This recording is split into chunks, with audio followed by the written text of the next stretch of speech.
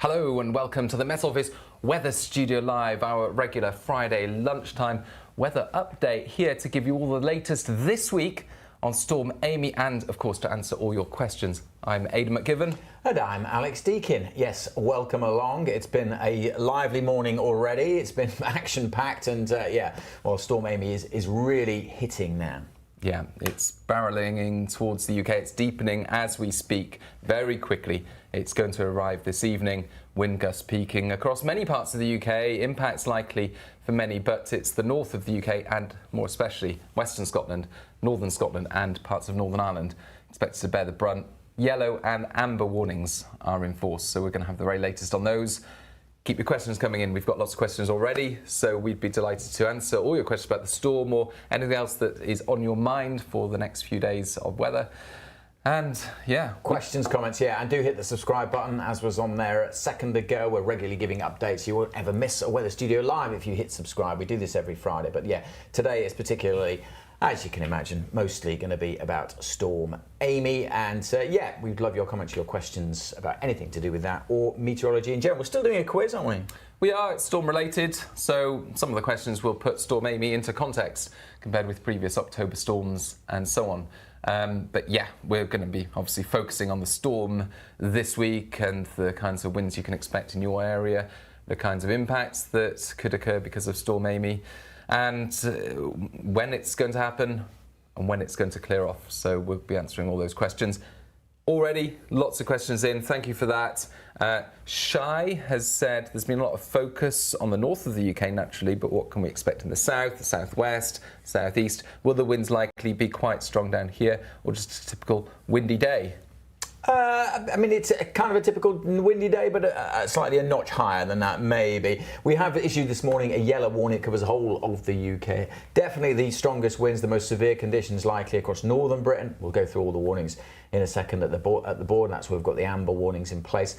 Across the south, it's going to be a windy day. We do have to watch out for some strong gusts, particularly tonight and then again through tomorrow. There's a line of rain moving through across the south. You might get woken up by this storm tonight because it's just going to generate what we call line convection, a really short spell of heavy rain and strong and gusty winds. So yeah, that could cause a few issues. So pretty much wherever you are, there's going to be the potential for impacts, but definitely the worst of the conditions across the north and the west. So whatever you've got planned this afternoon, just make sure, if you've got a garden, that everything is secure in that garden. We don't want trampolines getting blown away or dustbins. If you've, just be aware of that. You've got a few hours yet across the south. But further north, we're already seeing the heavy rain moving in, so hopefully you've already done it there, but we issued the warnings for that a couple of days ago. But yes, it will still be lively across the south, but tomorrow's just going to be, for most places, just a bit of a windy day in the south and east. You mentioned line convection. Martin Baines has said, what's the feature being modelled to pass over the UK from Amy, the very narrow, intense line of rain and gusty winds? That is exactly what it is, line convection. We see it reasonably frequently on active cold fronts. So when there's a cold front in particular that's tied into a deepening area of low pressure, very active cold front moves through. It brings a spell of a couple of hours of rain, but within that, there can be a really intense, narrow line that only lasts for 15, 20 minutes of torrential rain, and all of a sudden the winds will gust up on that as well. And that's what we're seeing. Again, I'll show you that at the board in just a second, but it's called line convection. And actually, we've got a video about that. I think George is going to post it in the chat. So there's another video that you can watch all about line convection.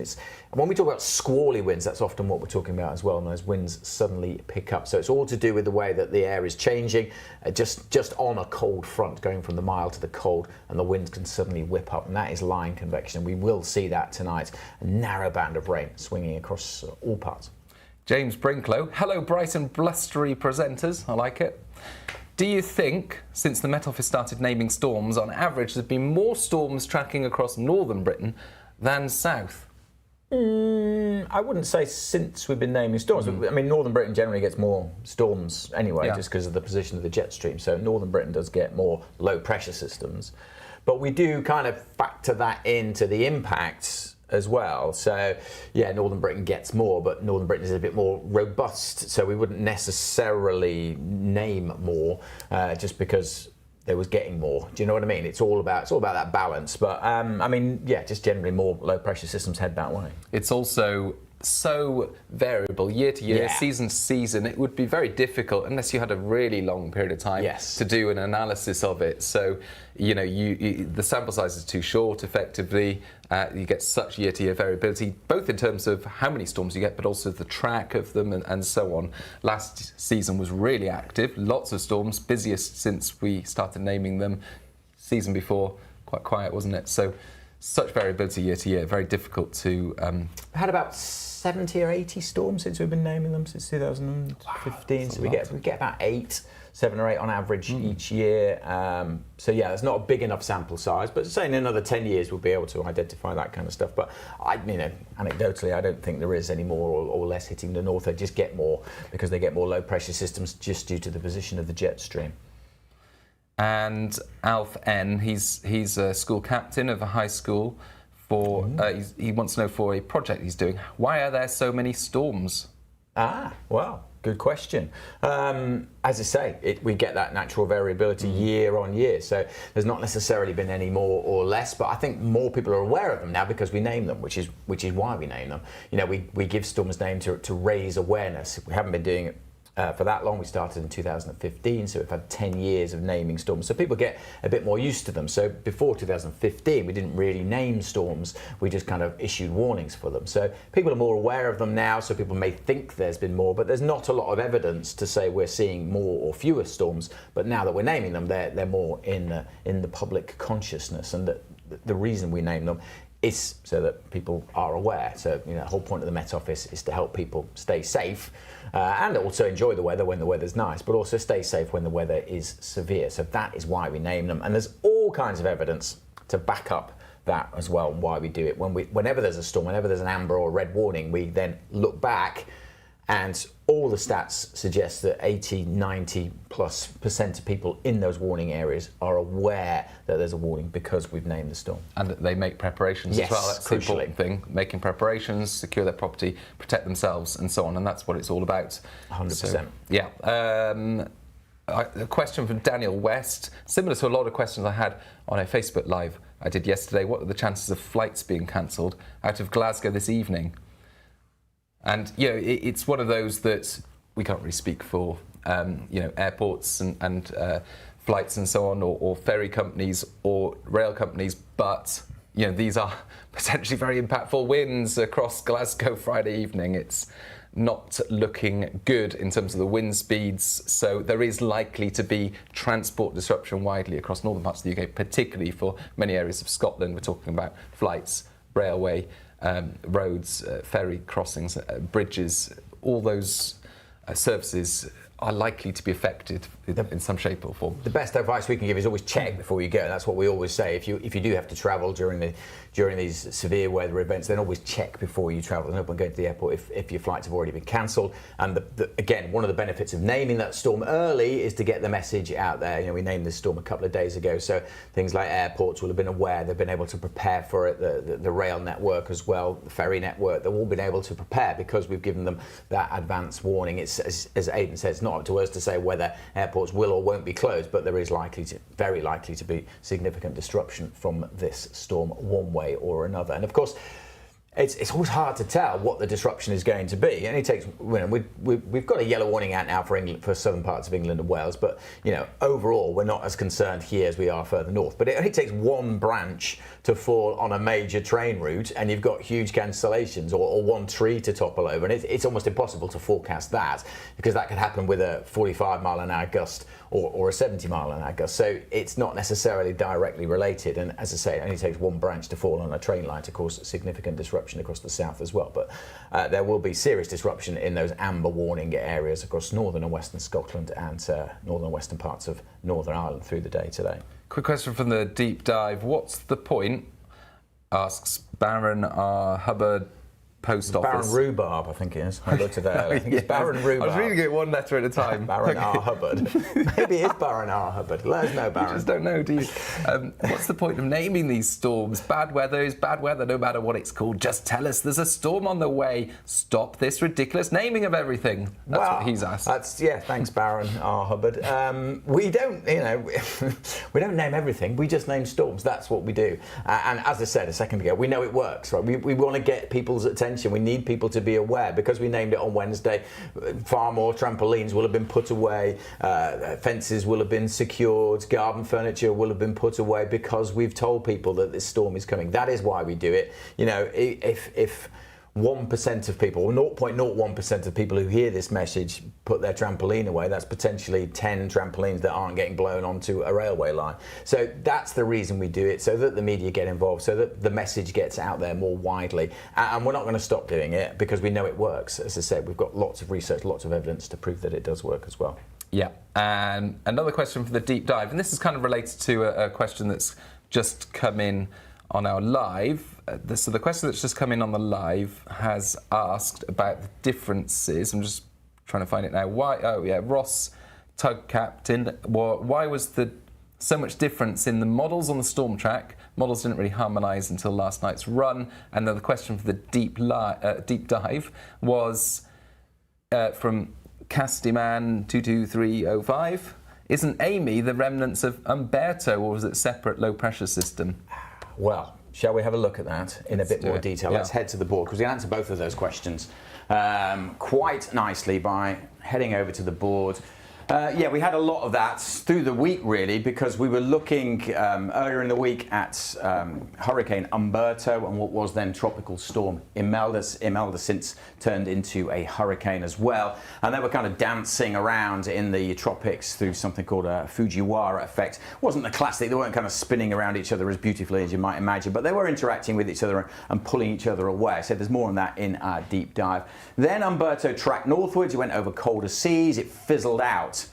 And then kind of from its remnants, that's where Amy has come from. But although we could have kept Umberto as the name, called it an ex-hurricane, I think when we see these charts, you can see why we didn't. The National Hurricane Service, they are in charge of naming hurricanes, looking after them, giving us updates, and they kind of fizzled Umberto out during Wednesday. And from our chief meteorologist, he posted this in our chat earlier. It kind of proves the point.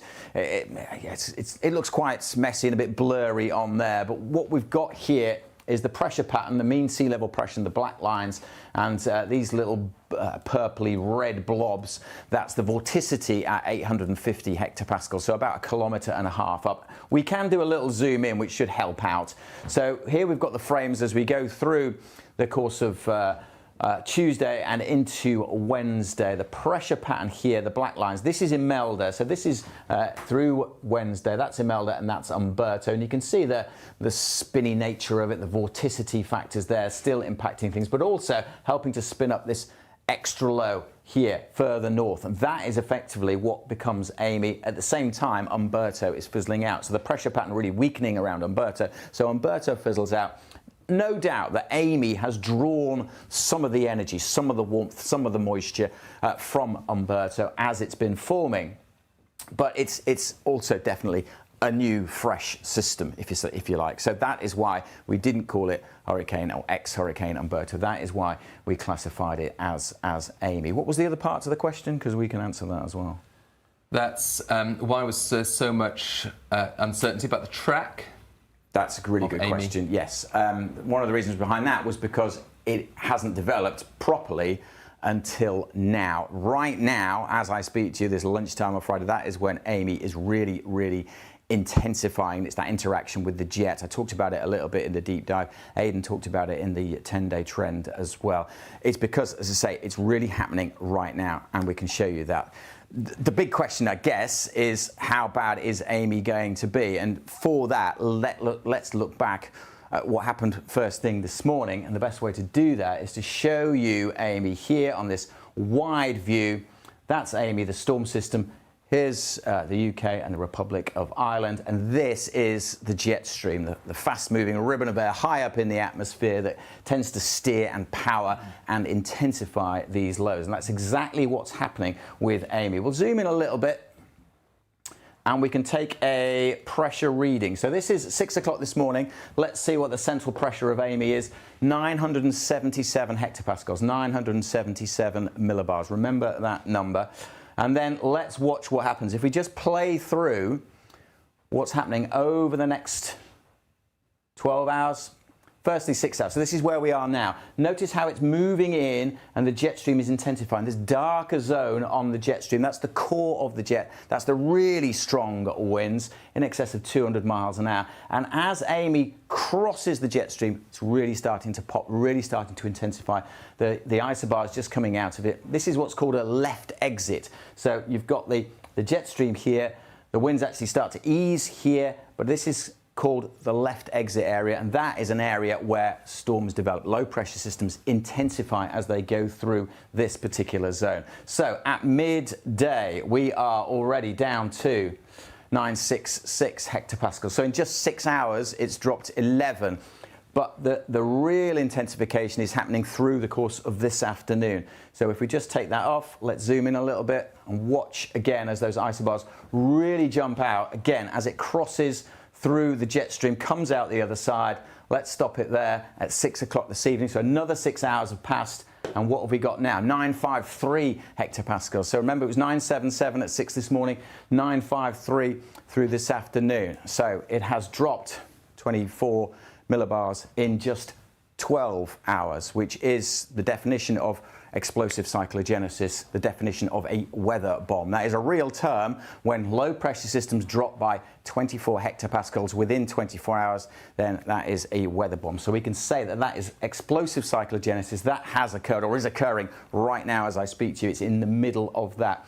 Storm Amy hasn't quite done just yet. We can probably take the jet stream off now just to show that low popping out and still intensifying, probably reaching its lowest depth about there, somewhere near the Northern Isles. So let's zoom in a little bit. So this is there. All the warnings have come on. Don't want to show those just yet. Let's go back in time a little bit. There's that low in there. Yeah, 944 is the intensity of that low pressure system. So that is probably at its peak as it's going up towards the Northern Isles there. And that means it's dropped 77, take away 44 is 33 by my math. So it's dropped 33 hectopascals in just under 24 hours. But that rapid intensification is happening, as I say, through the course of the afternoon. What does that mean for the wind speeds? Let's take a look at that, because let's take that off, rewind the clock.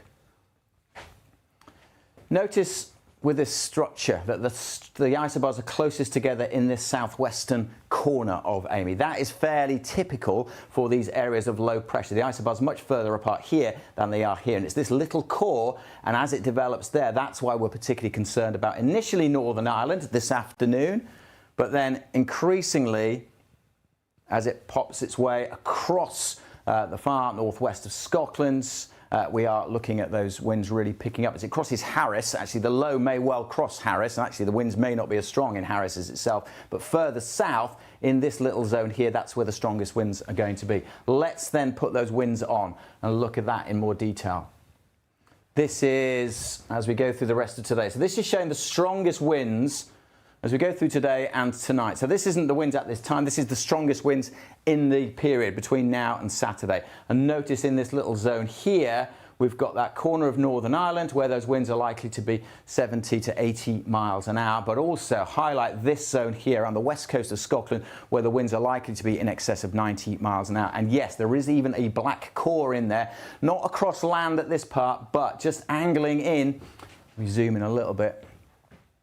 You can see that Skye and Tyree are very close to where those winds could touch 100 miles an hour. Now that is pretty unusual. Yes, we know northwest Scotland gets hit by very strong winds frequently, but 100-mile-an-hour winds, certainly 90-plus-mile-an-hour winds, are not typical. And when the trees are in full leaf, like they are at the moment, that is likely to do some significant damage and some serious problems. That's why we've got those amber warnings in place. So those strongest winds coming into Northern Ireland this afternoon, and then extending into that northwestern corner of Scotland. That's where we could well see the peak of the winds. As I mentioned, let's just go back a little bit and take, as that storm system moves in, those strong winds pick up in this zone. Notice that little pocket there near Stornoway where the winds really haven't got over 50 miles an hour at this stage because the low is going over the centre, almost like being in the eye of the storm. But then we will see the strongest winds here in Harris as the low moves its way northwards on the back side of it. Let me show you that in another way, because they're the cumulative winds. Let me show you the winds as we go through time now. So this is this afternoon, those peak winds coming into Northern Ireland. I'll just play it actually, because then you'll see the strongest winds a little better. Pause it there, zooming in, just that northern coast of Northern Ireland, in line for those winds of 80 miles an hour or more. Then that little pocket of strong winds moves its way up towards the northwest of Scotland. Notice the light winds at this stage, of course, not light, but lighter, not on the register, so less than 50 miles an hour. But you kind of get a double whammy across northern Scotland, because you get this section of winds coming in this evening into western Scotland. And then if we fast forward into tonight, notice the winds have changed direction, but we get a secondary pulse. The low is now up here, clearing away, but we get this secondary northwesterly wind. So the winds are initially west or southwesterly, and then as we go through tomorrow, we get another pulse of those strong winds coming in. Not quite as strong as the ones today, but in here, those gusts likely to reach 80 miles an hour and perhaps a little bit more along those exposed parts of northern Scotland. So it's a double whammy with those winds. Northeastern parts of Scotland also susceptible. So that is why we've got 2 amber warnings now for northern Scotland, one covering the west through later today, and then one covering the north and northeast as we go into tomorrow. So that's the winds. But we also have some heavy rain coming in also.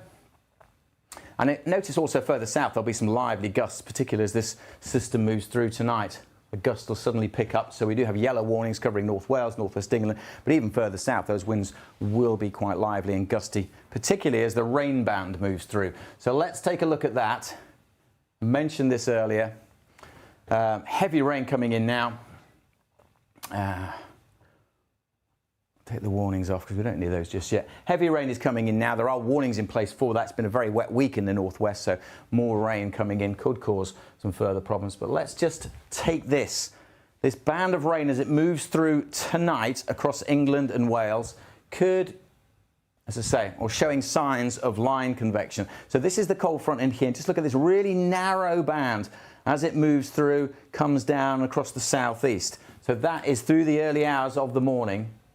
You may well get woken up by this across parts of the southeast, and it's going to track its way steadily across England and Wales. It won't just suddenly rain very hard for about 10 minutes or so, and the winds will suddenly gust up as that moves through. So yes, that is one thing that could wake you up as we go through the night, but the strongest winds definitely likely to be across northern parts of Scotland.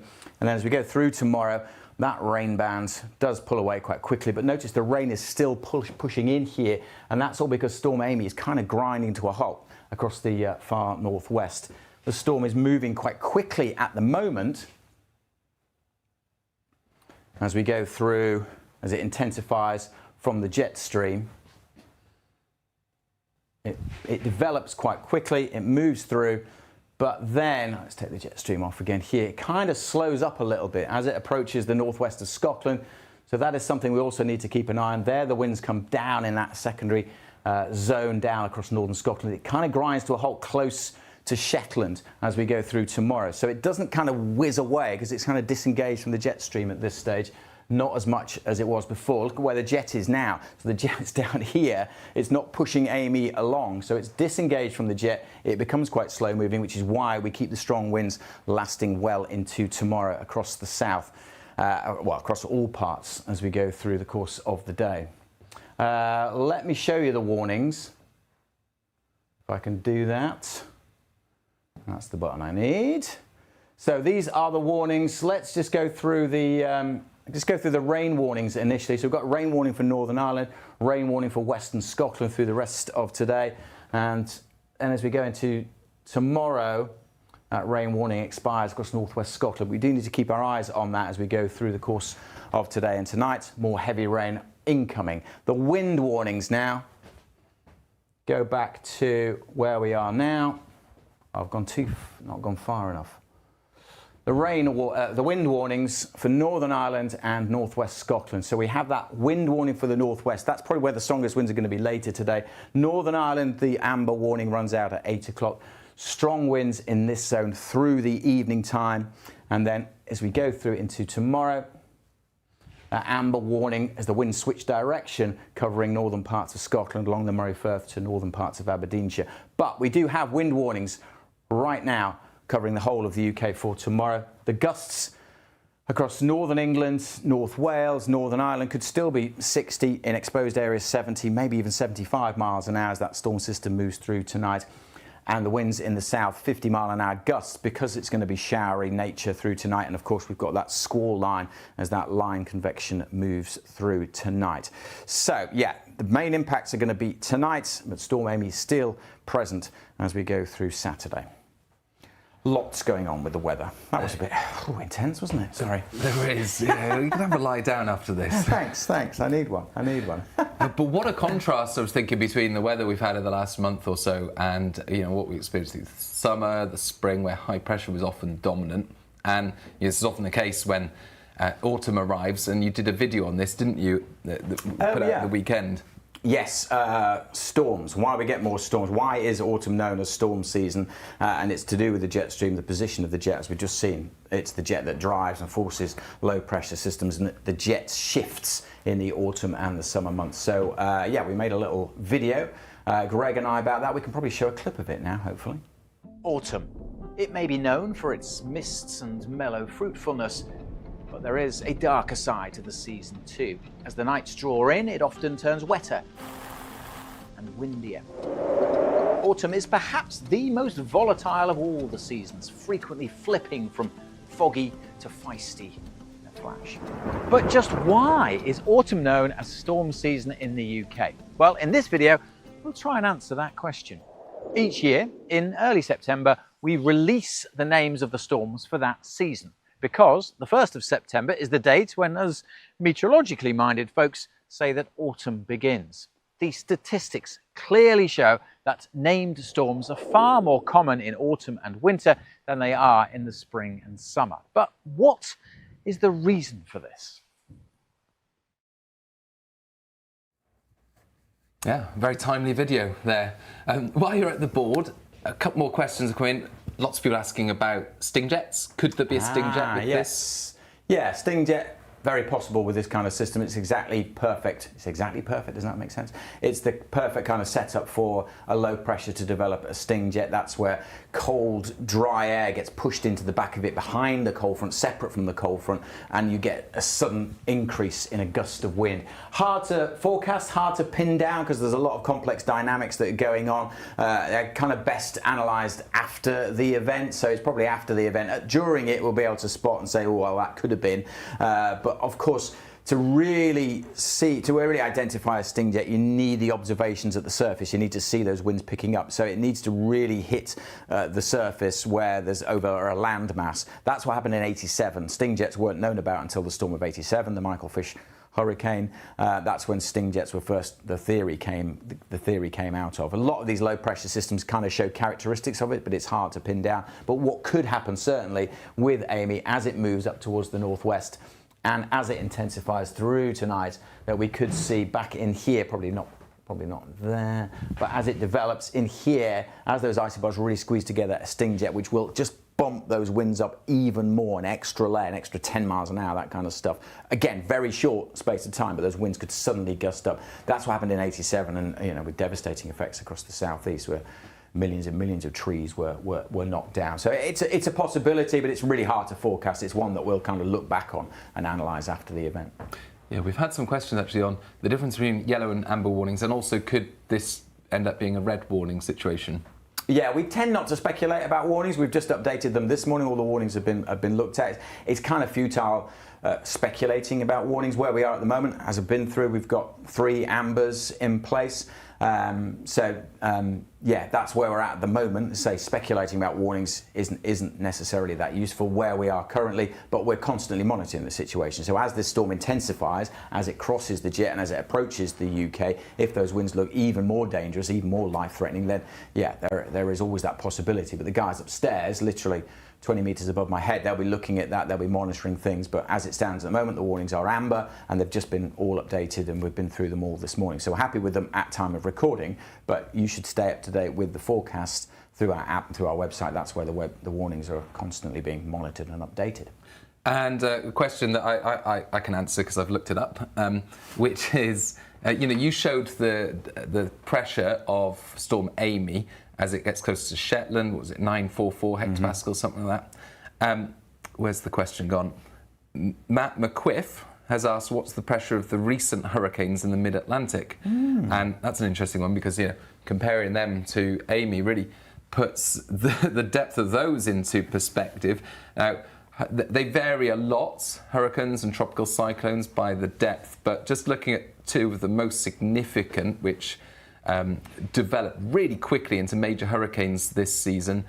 Erin was 915 hectopascals in its lowest depth, and Umberto was 924 hectopascals. Right, okay.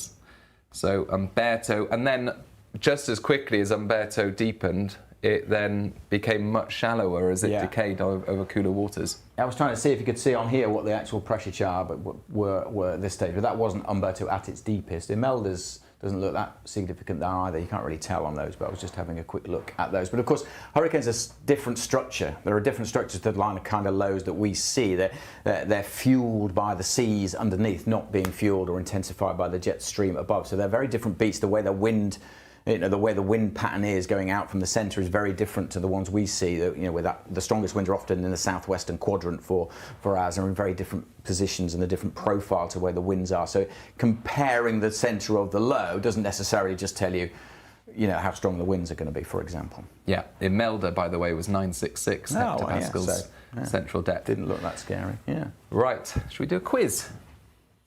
It's quiz time, everybody. It's quiz time.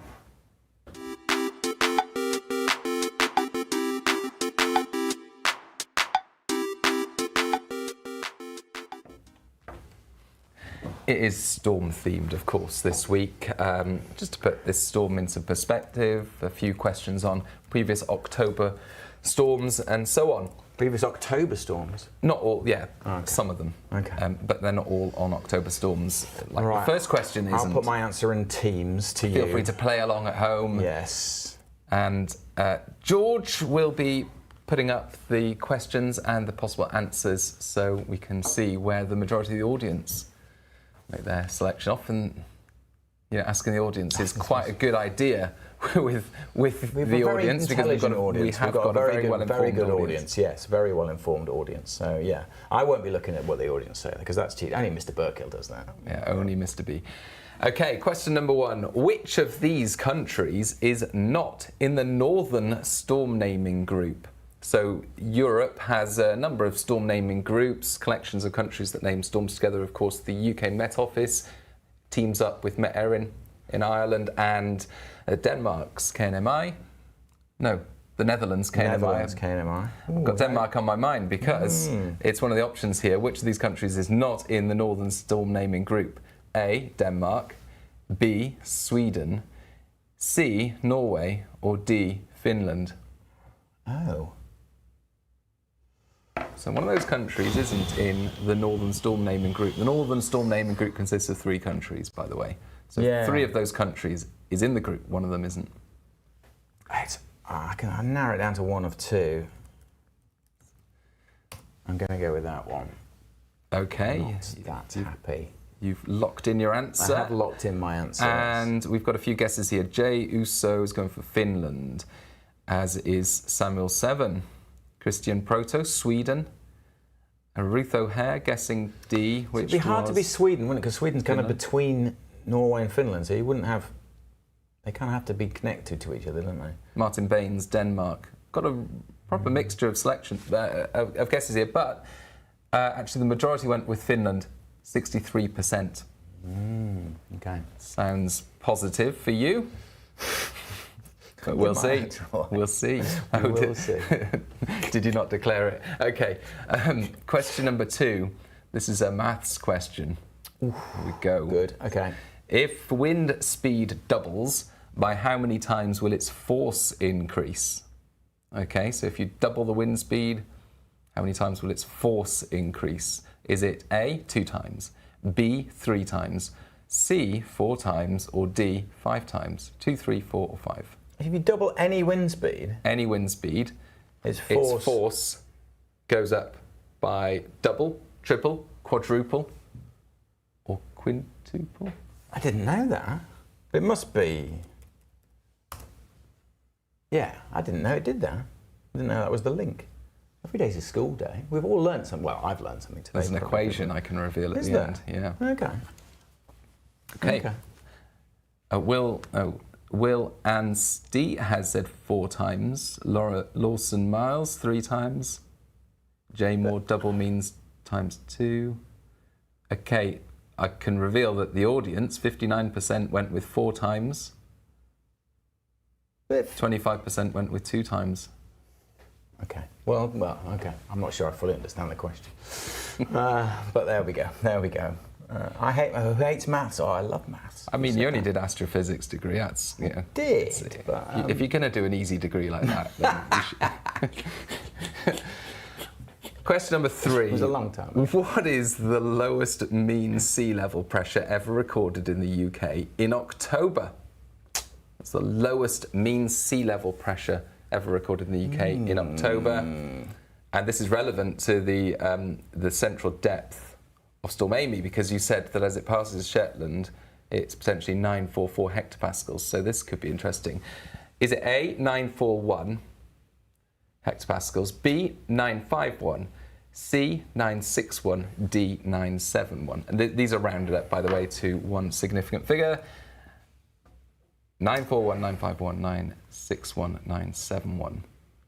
That's interesting. I wonder what was the... I've got in my head the central pressure of the 87 storm, which of course was in October, is 957, but I may have made that up.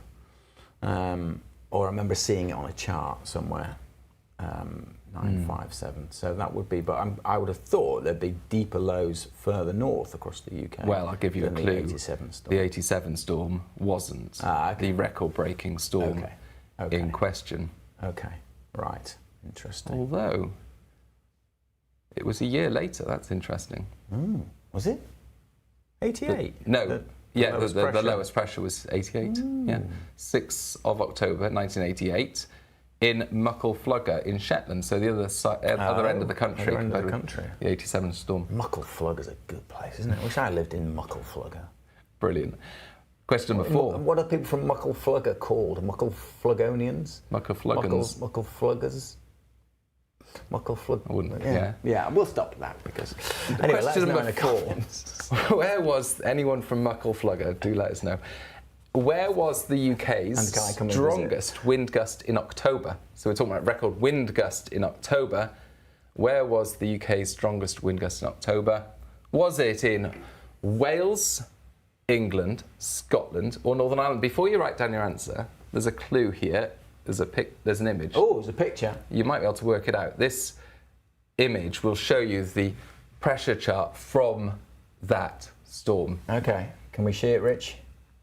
I think it's coming. Here it is. There we go. I'm going to have to get off my chair. Yeah. Because my eyesight. The test of your eyesight. Isn't that good? So, did Wales, England, Scotland, or Northern Ireland from that record, the UK's strongest October wind gust? 89. Oh, keep it up, Rich. Keep it up. I can't see it.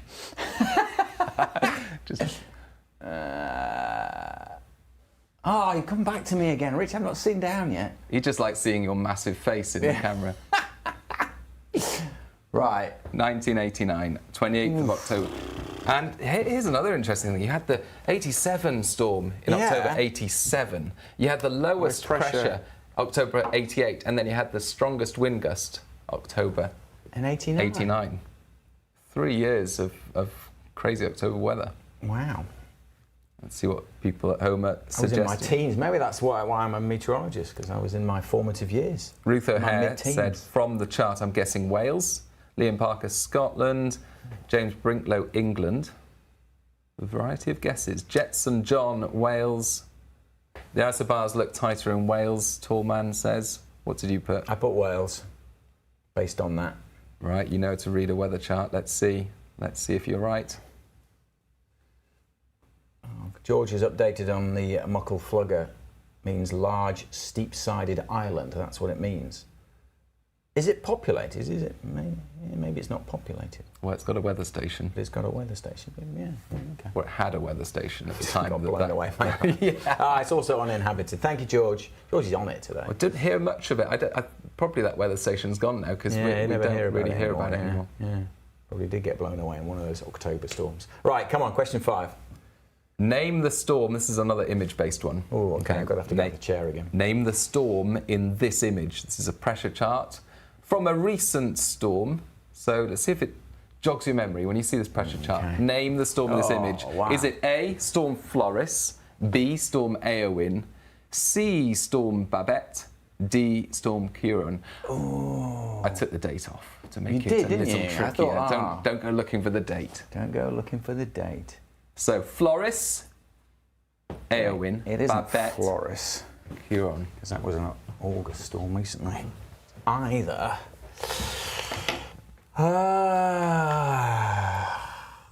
It looks similar to the one that we're about to experience, doesn't it?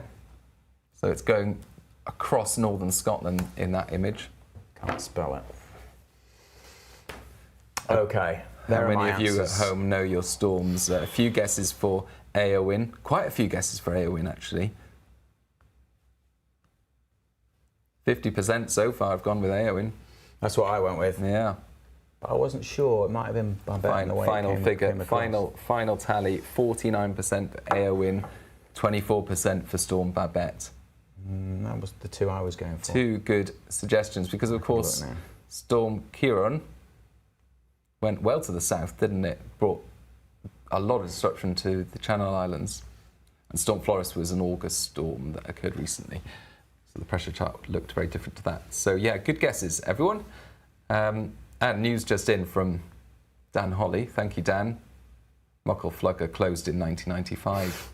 This is fantastic updates. It's great when we have the experts upstairs watching. Thank you, Dan. What an absolute legend. Dan made a great chart this morning, actually. I haven't had a chance to show it, but he made a really good chart showing the progress of the storm. It was really useful. So thank you for that, Dan. Dan is an absolute legend.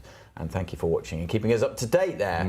Really good stuff from Mr. Holly. Thank you. In fact, we have a lot of support from everyone upstairs, the operations centre, the guys up there, the guys and gals who are looking after the meteorology this week. We've had a lot of really good guidance. So, you know, you and I and Alex and Honor and Claire are the ones kind of delivering these messages. But there's a really hardcore team, some of the best meteorologists in the world, and I don't say that lightly, sitting upstairs looking at these charts throughout this week. They're here 24 hours a day as well, doing 12-hour shifts. So big shout out to all the meteorologists in the operations centre here at the Met Office.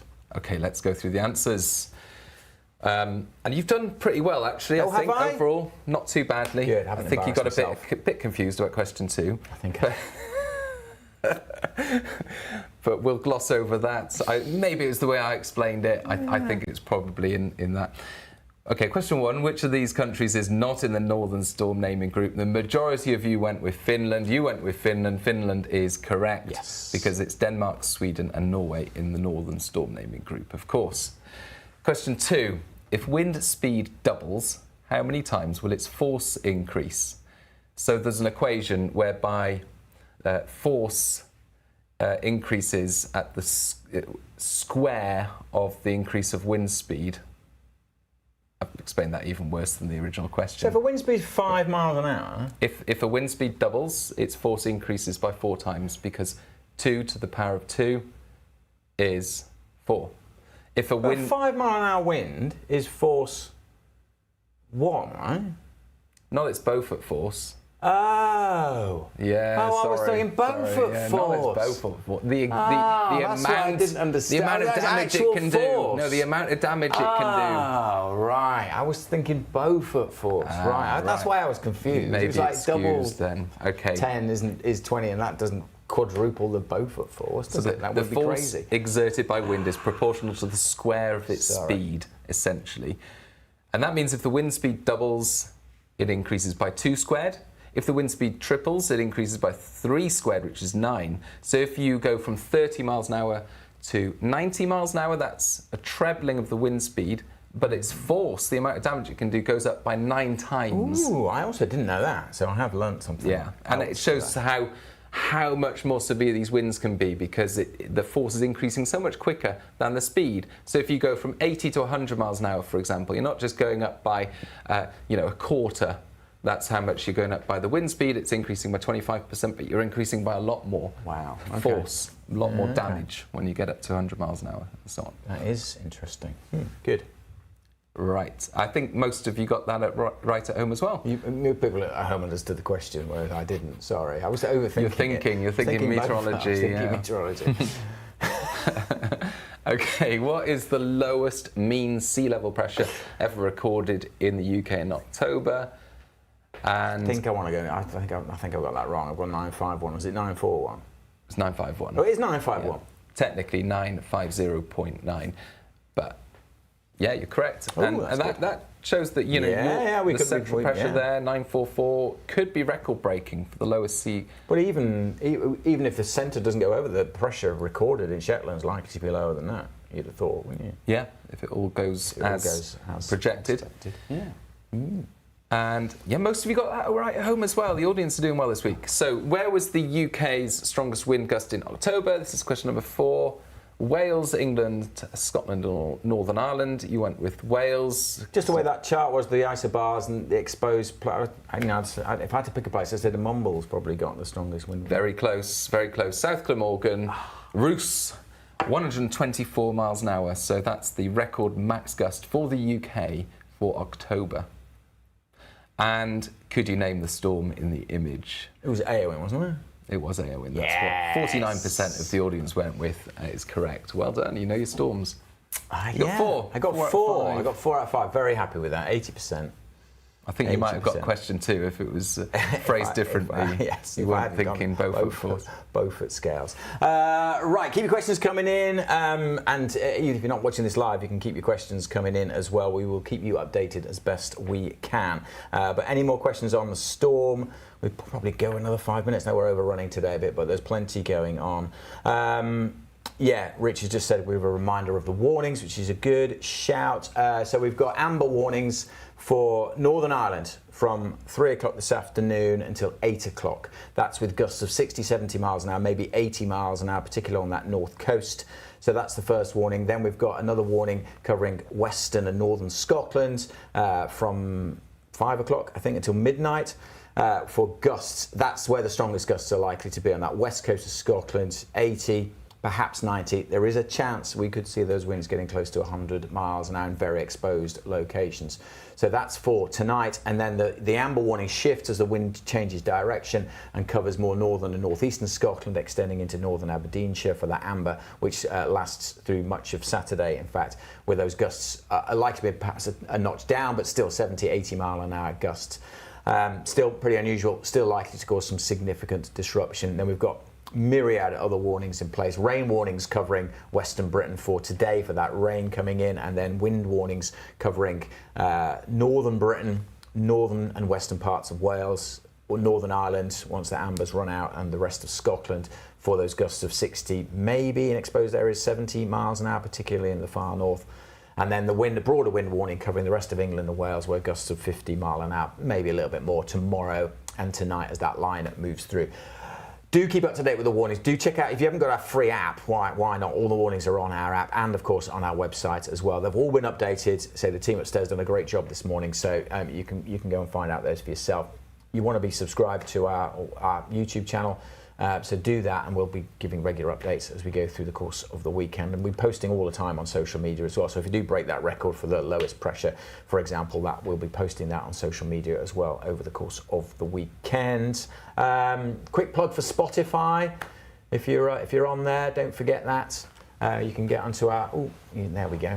So you can get all of our latest videos, all of our updates are on Spotify, and it's a really good place to keep up to date with your weather.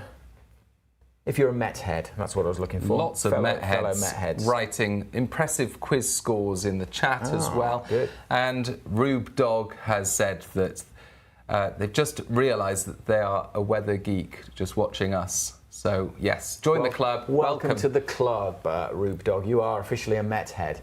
We must get some merch. We must get some Met head caps and badges made. Absolutely.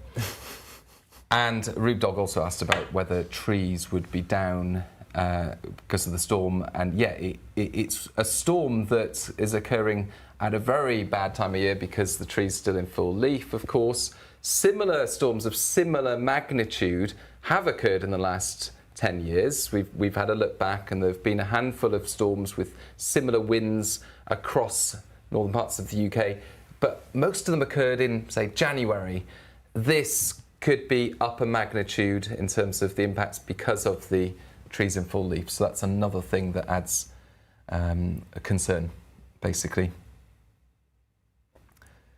Slim Handle, I did it in year 7. I brought weather books to school for reading classes. Everyone else was fiction. That sounds like my childhood. Good work. Do the Met Office do tours down Hall? No, we don't really do tours down. Unfortunately, we used to do them back in the day pre-COVID, but yeah, we don't really do that. We don't really do that now. But you know, study hard and get a job at the Met Office, and you come and work here. It's a really good place to work. Very cool indeed. What's it going to be like for Aberdeen, please? Margaret Towers asking that. Well, Aberdeen is in that amber, well, northern Aberdeenshire is in that secondary amber warning, Aberdeen, the yellow warning area. So you could easily get gusts, particularly later tomorrow. It's probably a later effect for Aberdeen. You get some shelter from the west or southwesterly winds. So as those winds swing round tomorrow, that you're likely to see some of the strongest winds through the course of Saturday. So yeah, you'll probably see those winds picking up tonight. Probably not to cause too many issues initially, but then through as we head into tomorrow, those winds will pick up stronger for Aberdeen, whereas the opposite is true for west coast of Scotland, where the winds slowly should be easing during tomorrow. And yes, Beverley, East Yorkshire is in a warning zone. It's in a yellow warning zone, so not expected to see such high impacts in Beverley, but still very blustery overnight. Into much of tomorrow, it's going to be very windy, 50, perhaps 60 mile per hour wind gusts for parts of Yorkshire tomorrow. Why would you close a station? Martin Bain says because that muggle flew. Lots of different reasons why we closed it. Because it was pretty inaccessible and it was hard to get to, I guess. And if it was constantly being battered by winds, hard to maintain that kind of stuff. So the observations guys here at the Met Office always have to kind of make sure weather stations are fully up to speed and fully working. So yeah, sometimes we have to close some and open some others up as well. So it's a constantly evolving situation with our weather observations. So that's why. But good question. Thank you for that. Alan B, I talk weather with my bodybuilder mate. Methead meets meathead. Brilliant. Brilliant. Oh, I do like that. That is very good indeed. Yeah, we must work on getting some merch for the Met Heads. But thank you very much for being a Met Head and being there, tuning in. Do keep up to date with the forecast. As I say, if you've got any loose furniture out across before the winds pick up, then do sort out your garden. Some of the impacts with this storm are going to be pretty serious. They'll be across the news through the course of tomorrow. So do keep up to date with the forecast as things develop through the rest of today. We're across social media. We'll be doing a live. I'll be doing a live on TikTok at 3:15. So if you're on TikTok, give us a follow on there, and you can ask me anything you like as we go through the storm. We'll have updates at 3:15 this afternoon, but of course we'll be posting regularly with our standard forecasts on YouTube also, and across all of the socials. Yeah, and a lot more people watching this compared with normal. So if you're new to this, we do these lives every Friday, but on our YouTube channel we also post regular content, daily national videos, weekly specials, where we like to give a lot more detail than you might find elsewhere, a lot of in-depth insights into all the nuances behind the UK weather and forecasts for the longer range, why stuff is happening, and the very latest scientific explanations about meteorology and climate. So if that's your cup of tea, if you're a Met Head and you've only just realised, then give us a follow. Right, we better go though, because it's getting late. We've got other stuff to do. Thank you for being there, and stay safe as we go through Storm Amy. Bye-bye.